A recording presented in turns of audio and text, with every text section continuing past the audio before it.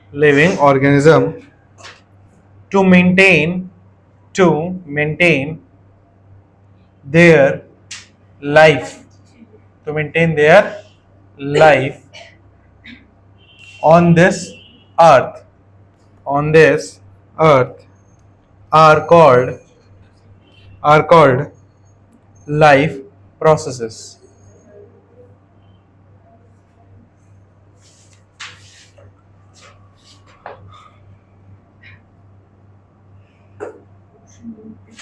वह मूल कार्य जो किसी जीवित जीव द्वारा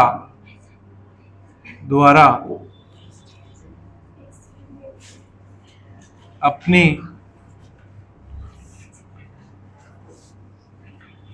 जीवन को इस पृथ्वी पर बनाए रखने के लिए करते हैं उन्हें जैव प्रक्रम कहते हैं। ठीक है,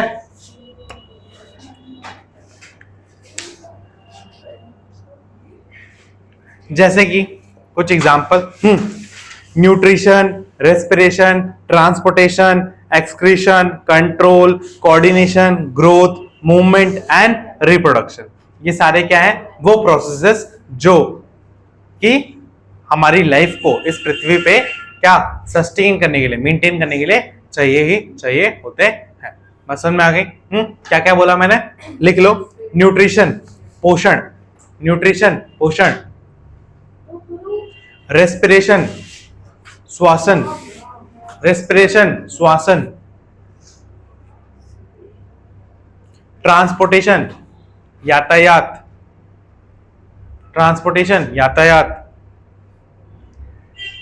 एक्सक्रीशन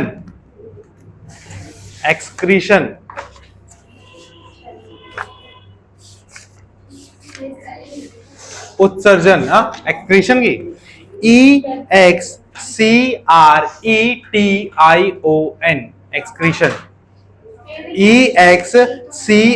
EXCRETION, एक्सक्रीशन। उत्सर्जन, एक्सक्रीशन को क्या बोलते हैं? उत्सर्जन। कंट्रोल एंड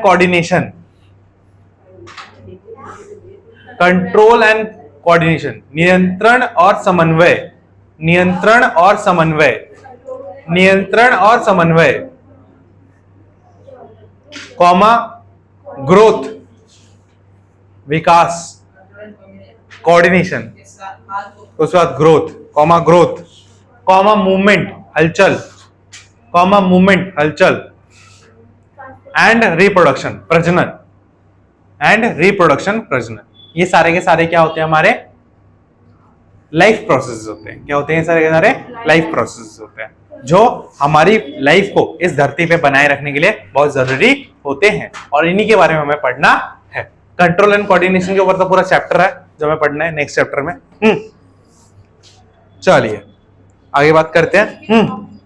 तो क्या ये जो लाइफ प्रोसेस हमारी बॉडी में होते हैं, इनको करने के लिए क्या एनर्जी की जरूरत पड़ती है? तो बिल्कुल पड़ती है। ठीक है, तो इसी पे क्या है? अब देखो, since these maintenance processes are needed to prevent damage and breakdown, energy is needed for them. This energy comes from outside the body of individual organism. So there must be a process to transfer the source of energy from outside the body organism, which we call food, to inside. A process called nutrition. मतलब देखो, जितना भी maintenance हमारी body में होता है उसके लिए क्या चाहिए होता है? एनर्जी चाहिए होता है। अब ये एनर्जी जो होती है ये बॉडी के बाहर से आती है। कहां से आती है? बॉडी के बाहर से आती है। ठीक है, और बॉडी के बाहर से बॉडी के अंदर आने के लिए एक हम क्या खाते हैं? फूड खाते हैं, फिर खाना खाते हैं। खाना जब खाते हैं तो ये एक प्रोसेस, न्यूट्रिशन के प्रोसेस के थ्रू हमारे बॉडी के अंदर आते हैं और हमें इससे क्या मिलता है, न्यूट्रिशन मिलता है। ठीक है, क्या मिलता है, न्यूट्रिशन मिलता है। ठीक है, तो वही बोल रखा है, if the body size of the organism is to grow, additional raw material will also needed from outside. ठीक है, अगर किसी जिंदा जीव की बॉडी जो है वो ग्रो कर रही है, क्या कर रही है, ग्रो, तो उसको बाहर से कई सारे रॉ मटेरियल, कई सारे कच्चे पदार्थ चाहिए होंगे उसकी ग्रोथ को सपोर्ट करने के लिए। जैसे अगर ग्रोथ हो रही है तो हड्डियों की ग्रोथ होगी, तो हड्डियों की ग्रोथ होगी तो कैल्शियम की जरूरत पड़ेगी, तो कैल्शियम चाहिए होगा। उसके बाद हमें और भी चीजें चाहिए होंगी ब्लड के लिए, है ना, आयरन चाहिए होगा, है ना। तो ये सब हमें कहां से मिलता है, खाना खाने से मिलता है ना। और खाना खाने में कैल्शियम होता है, बाकी सारी चीजें होती है ना।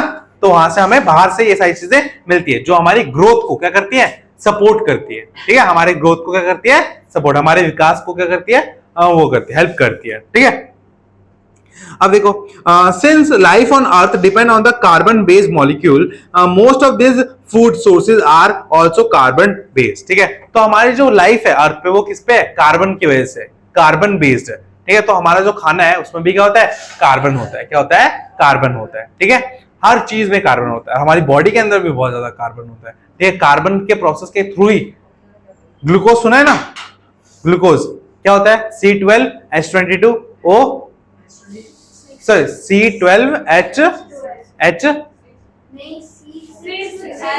C6H12O22। ठीक है, ये जो होता है ग्लूकोज का फॉर्मूला होता है। ठीक है, हाँ, O22 या O11 देख लो। ठीक है, ठीक है, जो भी होता है इसमें जो ग्लूकोज होता है, हाँ, ये जो ग्लूकोज होता है इसके अंदर भी क्या है, कार्बन है। ठीक है, और ये ग्लूकोज कहां से मिलता है, ये भी हमें खाना से मिलता है, खाने खाने से मिलता है। ठीक है,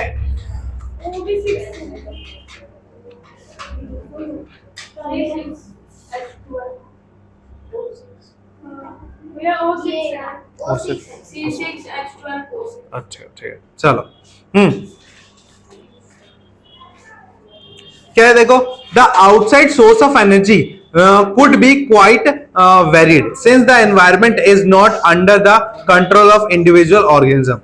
These sources therefore need to break down or built up in the body and must be finally converted into a uniform source of energy that can be used for various molecular movement needed for the maintenance of the body as well as to the kind of molecule body need to grow. इसका मतलब क्या है कि body, देखो, जो हमारे आसपास grow करते हैं उस पर हमारा कंट्रोल तो नहीं है, क्योंकि वो किस पे डिपेंड करता है, वेदर कैसा है।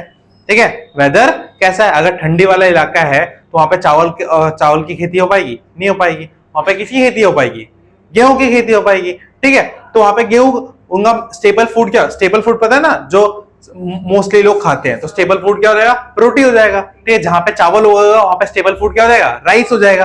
तो हर किसी का खाने का तरीका, खाना अलग होता है, हर किसी को खाने का जो न्यूट्रिशन है वो अलग अलग चीजों से मिलता है।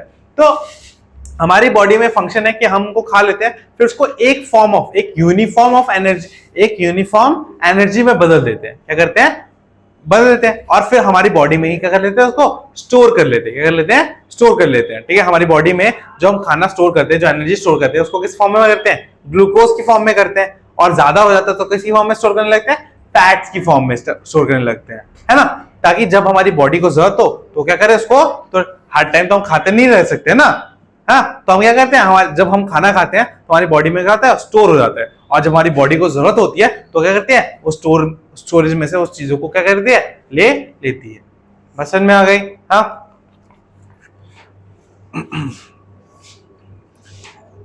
और बहुत सारी केमिकल रिएक्शन होती है जिसकी मदद से जो हमारे जो मॉलिक्यूल्स हैं वो बॉडी में टूटते हैं, जैसे ऑक्सीडेशन होता है, रिडक्शन होता है, ये सब हमारी बॉडी के अंदर होता है, जिसकी वजह से ये जो फूड जो हमने स्टोर किया है उनका तोड़ता है। ठीक है, अभी आगे हम पढ़ेंगे किस तरीके से हम एनर्जी बनाते हैं बॉडी के अंदर। ठीक है, रेस्पिरेशन वाले टॉपिक के अंदर।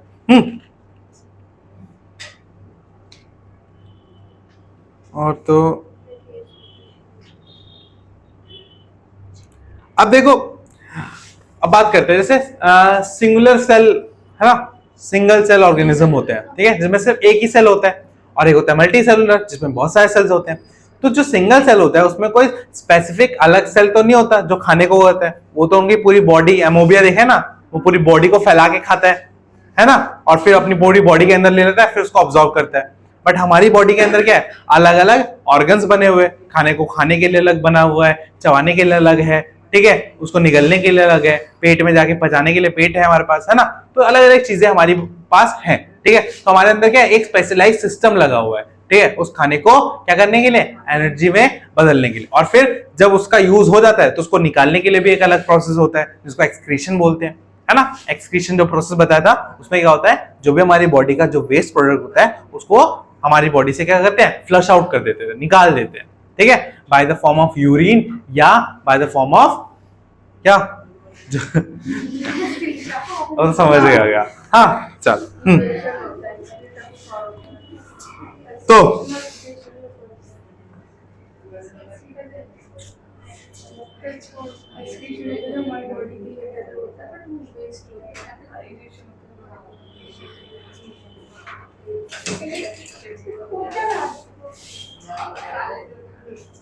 ठीक है। अब आगे देखा, आगे यहाँ पे क्या बोल रखे हैं कि जब हम अपने बॉडी के अंदर कोई भी रिएक्शन करवाते हैं, ऑक्सीजन की प्रेजेंस में करवाते हैं और बिना ऑक्सीजन की प्रेजेंस में करवाते हैं। जब ऑक्सीजन की प्रेजेंस में करवाते हैं तो कुछ और बाय प्रोडक्ट मिलता है, जब ऑक्सीजन की प्रेजेंस में नहीं करवाते तब कुछ और बनता है, ठीक है ना। तो ये सब चीजें हमारी बॉडी के अंदर चलती रहती है एनर्जीज को बनाने के लिए, ठीक है। तो अब लिखते हैं कुछ चीजें,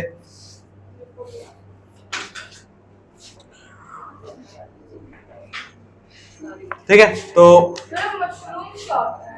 मशरूम सब्जी नहीं होती है, एक तरह का, ये भी एक तरह का उसमें होता है, लिविंग है वो, लिविंग कैसे, वो तो डेड ट्री है, डेड से उगता है, डेड चीजों पे फीड करके। ये जो मशरूम होता है ना, ये सड़े गले प्लांट्स, सड़े गले वो जानवर, ठीक है, उनके ऊपर उगते हैं ये, ठीक है। हाँ चलो ठीक है। हाँ ये लिखो, जहरीले मशरूम जो होते हैं वो मोस्टली जो जानवर होते हैं ना उन पे जब उगता है, ठीक है, तो ऐसा होता है। हाँ तो ट्री वाले तो अच्छे होते हैं, कुछ अरे देखो वो उनकी अलग अलग प्रॉपर्टी होती है, कुछ मशरूम लिविंग होते हैं ना। तो अब देखो जो जहरीले मशरूम होते हैं ना, उनके अंदर जहर इसलिए आता है ताकि वो अपने आप को प्रोटेक्ट कर सके बाकी के चीजों से, है ना, इसलिए तो लिविंग में उनके अंदर ये सेल्फ डिफेंस का मैकेनिज्म होता है। हाँ तो लिख लो, एक पॉइंट लिख लो कि all the living organism need food as energy for the maintenance, for the life processes, सभी जीवों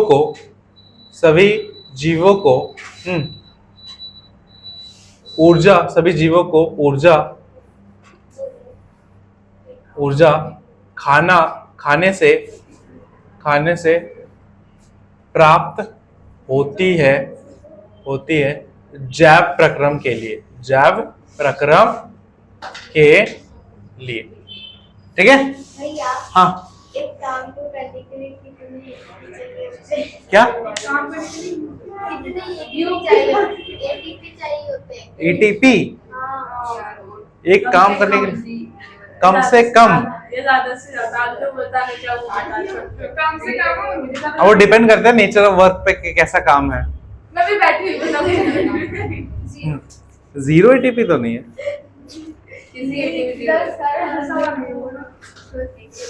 एटीपी तो बहुत चाहिए होती है।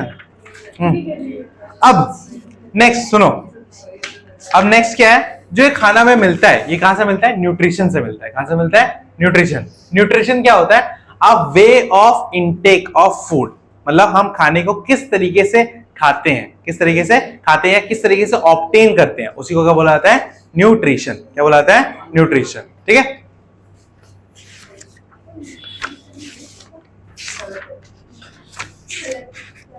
क्या हुआ, किसकी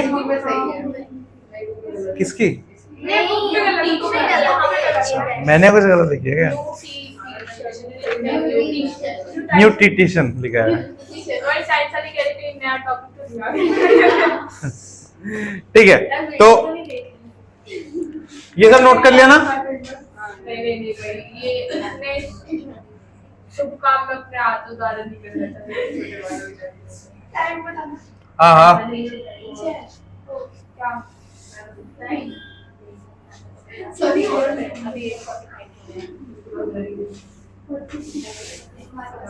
देखो अब है नेक्स्ट टॉपिक हमारा न्यूट्रिशन। क्या है? न्यूट्रिशन। ठीक है, इसको बोलते हैं पोषण। क्या बोलते हैं इसको? पोषण। ठीक है,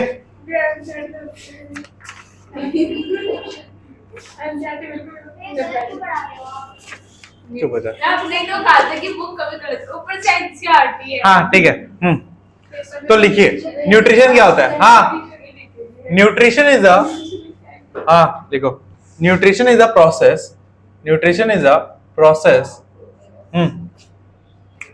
of intake of nutrients। चलो इसी बात पर बता दो, न्यूट्रिएंट्स कौन कौन से होते हैं? मैं बताऊं, carbohydrate, fats, vitamin, minerals.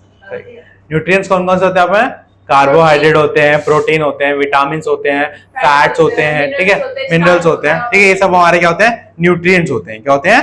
Nutrients होते हैं। ठीक है, बाय, ठीक है, by an organism, by an organism, by an organism, by an organism, as well as utilization of, as well as the utilization of these nutrients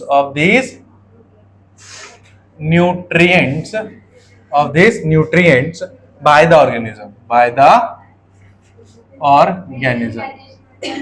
हाँ, utilisation का मतलब उस चीज को यूज करना, उस चीज का इस्तेमाल करना। हाँ, इनटेक ऑफ के बाद क्या है?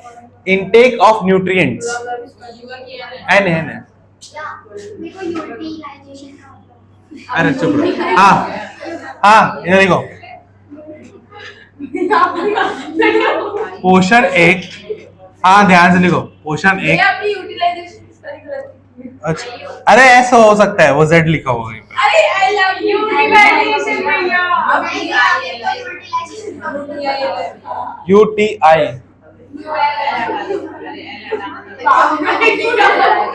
यूटिलाइजेशन। कोई नहीं, लिख लो ना यार, शांत हो जाओ थोड़ा। हाँ ठीक है, तो पोषण एक प्रक्रम है जिसमें जीवों द्वारा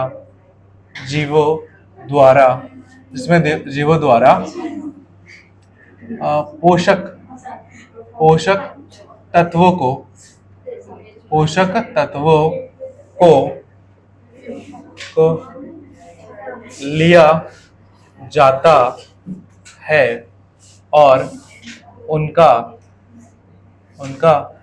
प्रयोग किया जाता है। ठीक है, तो न्यूट्रिशन क्या है? ये एक तरह का प्रोसेस है जिसमें न्यूट्रिएंट्स को क्या करते हैं, जो ऑर्गेनिज्म होते हैं वो उसको क्या करते हैं, लेते हैं। ठीक है, और फिर उनको लेने के बाद उनका इस्तेमाल करते हैं अपने अलग अलग लाइफ प्रोसेस को परफॉर्म करने के लिए। बात समझ में आ गई? हाँ, अब देखो, जो न्यूट्रिशन होता है वो दो तरह का होता है। न्यूट्रिशन जो होता है वो दो तरह का होता है। न्यूट्रिशन जो होता है वो दो तरह का होता है। एक होता है ऑटोट्रॉपिक, एक होता है हेट्रोट्रॉपिक। ठीक है, ऑटोट्रॉपिक जिसे बोलते हैं स्वपोषी। ठीक है, क्या बोलते हैं? स्वपोषी और विषमपोषी। क्या मेन तो यही दोनों पढ़ने हैं। स्वपोषी, अरे जो भी है करवा दूंगा, पहले ये तो लिख लो, स्वपोषी और विषमपोषी।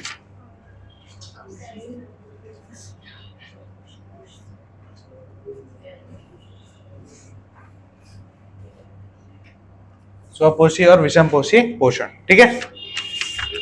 अब बात करते हैं कि ये होते क्या है, ठीक है। तो सुनो पहले, the general requirement of for energy and material is common in all the organism but it is fulfilled in different ways, ठीक है। देखो सभी जीवों के अंदर एनर्जी की जरूरत तो होती है, ठीक है, एनर्जी की जरूरत तो होती है, तो सब में कॉमन है, बट इस एनर्जी को ऑब्टेन करने का तरीका, इस ऊर्जा को लेने का तरीका हर ऑर्गेनिज्म का क्या हो सकता है, अलग अलग हो सकता है, ठीक है। जैसे कि some organism use simple food material obtain from the inorganic sources in the form of carbon dioxide और वाटर।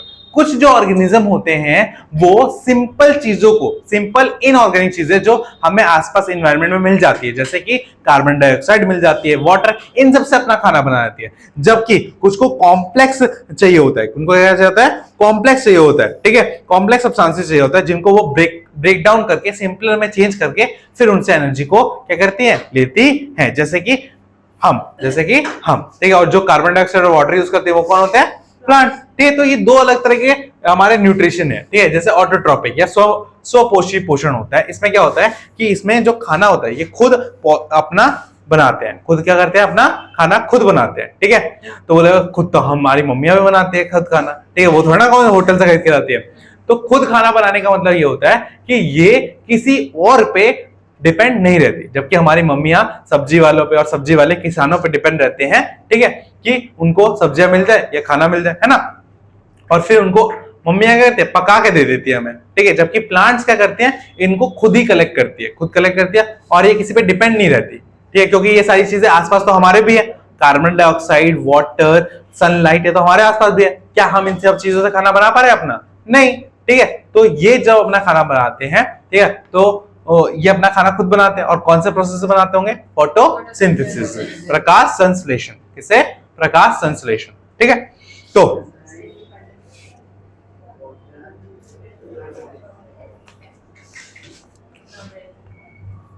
तो इसके बारे में लिखिए, लिखो ध्यान से, चलो मैं बोल देता हूं, हाँ बड़े तो बच्चे हो ही गए हो, लिख लोगे, हाँ लिखो, बोलो। Autotrophic nutrition is that mode of nutrition. Autotrophic nutrition is that mode of nutrition in which an organism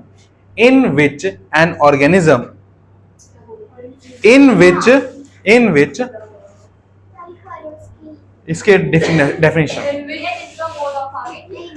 is that mode of nutrition in which an organism makes its own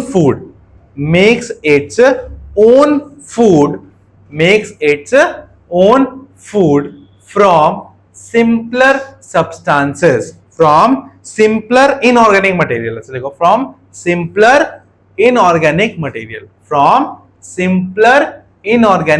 materials like carbon dioxide and water with the help of sunlight.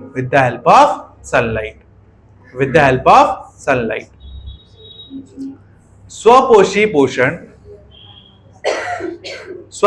पोषण में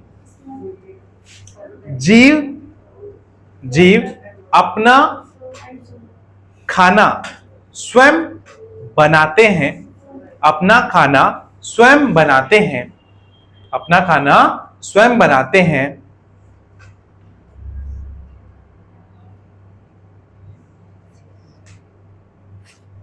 अपना खाना स्वयं बनाते हैं,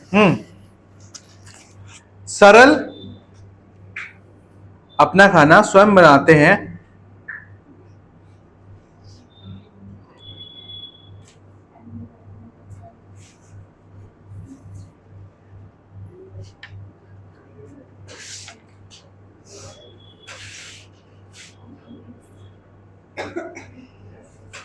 स्वयं बनाते हैं अकार्बनिक स्रोतों,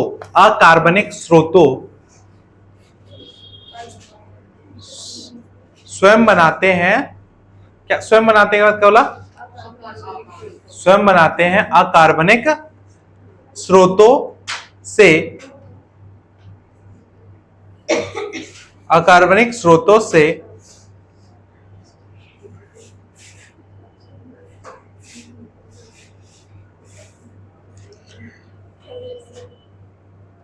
अकार्बनिक स्रोतों से कार्बन डाइऑक्साइड और जल के रूप में, अकार्बनिक स्रोतों से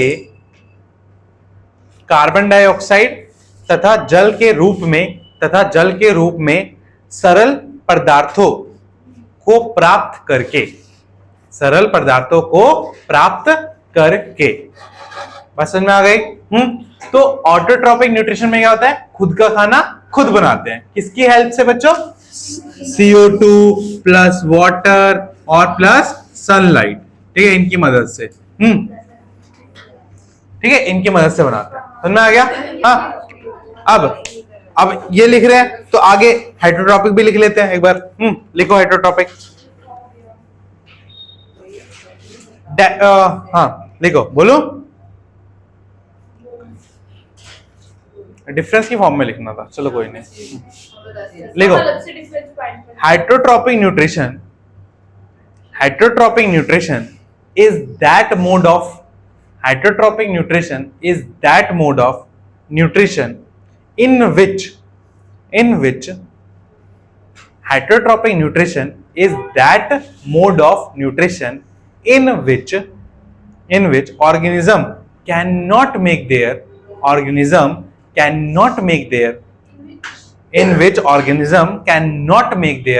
own food,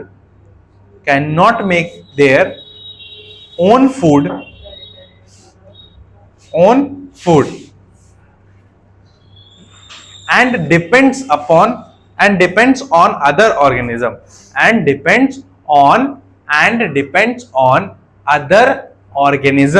for its food।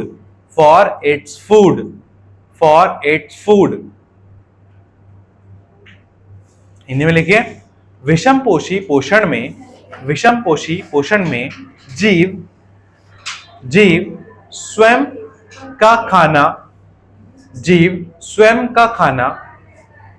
स्वयं नहीं बनाते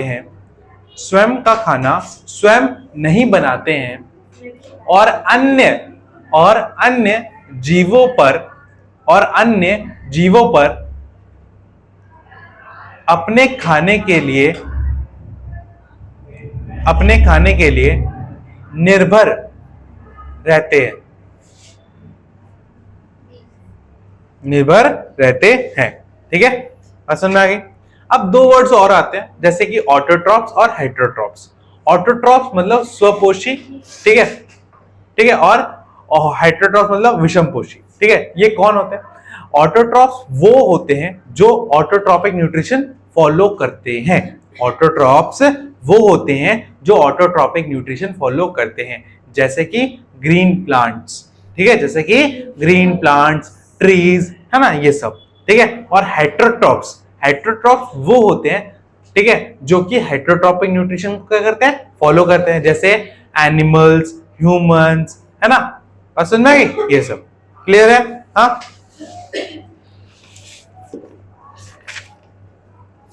तो अब हेटेरोट्रॉपिक न्यूट्रिशन के अंदर, ठीक है, हेटेरोट्रॉपिक न्यूट्रिशन, ठीक है, डिपेंड्स ऑन अदर, हो सकते हैं ना, डिपेंड्स ऑन अदर। अब हेटेरोट्रॉपिक न्यूट्रिशन के अंदर और तीन टाइप आते हैं। क्या आते हैं? और तीन टाइप आते हैं, जैसे सैप्रोफाइटिक, ठीक है, पैरासाइटिक और होलोजोइक।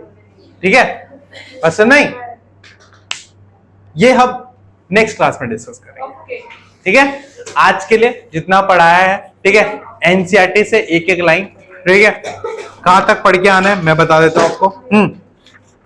ऑटोट्रॉपिक करवा दिया, ठीक है, ऑटोट्रॉपिक वाला पूरा पढ़ना, हेटेरोट्रॉपिक वाला पूरा पढ़ना, ठीक है, यहां तक पूरा पढ़ के आना है। ठीक है, यहां तक पेज नंबर है आपका 84, ठीक है, यहां तक पूरा पढ़ना है। ठीक है, और सुनिए, बीच में दो एक्टिविटी है, 1 और 2, 1 और 2, ठीक है, और यहाँ पे कुछ ग्रीन, ये ब्लू वाले क्वेश्चन है। ठीक है, हाँ, तो एक बार इनको डिस्कस कर लेते हैं जितना पढ़ा है, ठीक है। क्या है, why is diffusion insufficient to meet oxygen requirement for multicellular organism like humans?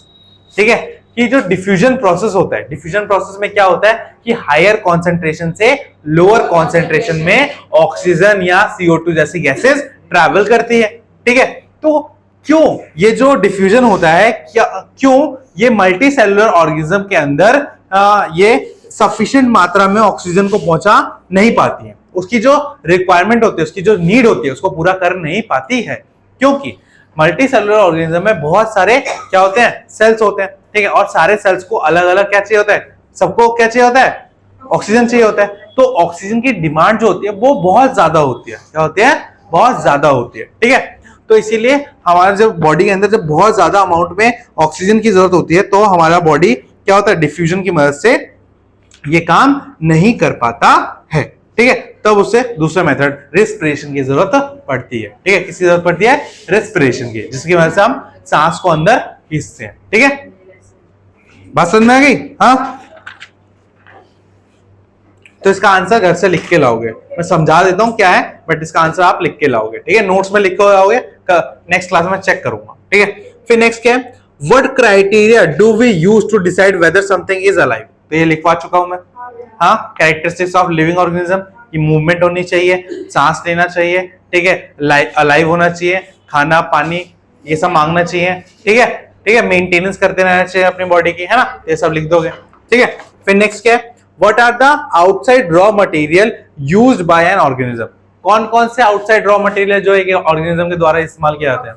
Oxygen, sunlight, ठीक है, मिनरल्स, ठीक है, ये सब। खाना भी तो क्या है, खाना हमारे अंदर थोड़ा बनाते हैं, आउटसाइड मटेरियल है, ठीक है। तो इन सब चीजों की जरूरत हमारी पड़ती है, हाँ। अब नेक्स्ट क्या है, what process would you consider essential for maintaining life? ठीक है, आप कौन से प्रोसेस को अपनी बॉडी के लिए इंपॉर्टेंट मान सकते हो? सारे प्रोसेस इंपॉर्टेंट है, ठीक है, all the process are equally important, ठीक है, सारे के सारे इंपॉर्टेंट है, ठीक है। तो ये चारों क्वेश्चन आप कल नोट्स में लिख के लाओगे नेक्स्ट क्लास में, ठीक है, मैं चेक करूंगा, हाँ। बात समझ में आ गई? हाँ, क्लियर है? आज जो पढ़ाया समझ में आया? कोई डाउट यहां तक, किसी में डाउट? ठीक है। तो और ये दोनों एक्सपेरिमेंट, एक है स्टार्च वाला, ठीक है, स्टार्च वाला, और एक है तुम्हारा ये जार वाला, ठीक है।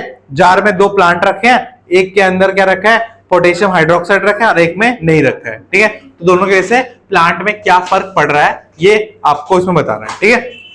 तो यहां तक कृपया करके पढ़ के आए, ठीक है, पूरा का पूरा पढ़ के आए, ठीक है। और जैसे आओगे तो नेक्स्ट डे में कुछ क्वेश्चन पूछूंगा कि आप पढ़ के आए हो कि नहीं, ये पता चलने, है ना। पूरा का पूरा अच्छे से एक एक वर्ड और सबकी बुक में अंडरलाइन होना चाहिए, ठीक है। बात समझ में? इंपॉर्टेंट पॉइंट सबसे अच्छे से अंडरलाइन होना चाहिए, और अगर कुछ बहुत ज्यादा इंपॉर्टेंट लगता है तो उनको आप नोट्स में भी ऐड कर सकते हो, ठीक है।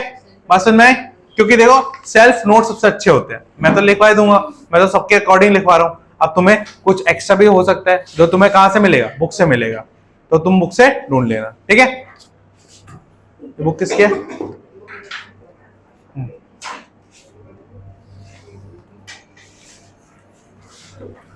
तो आज के लिए इतना ही करते हैं, मिलते हैं नेक्स्ट क्लास में।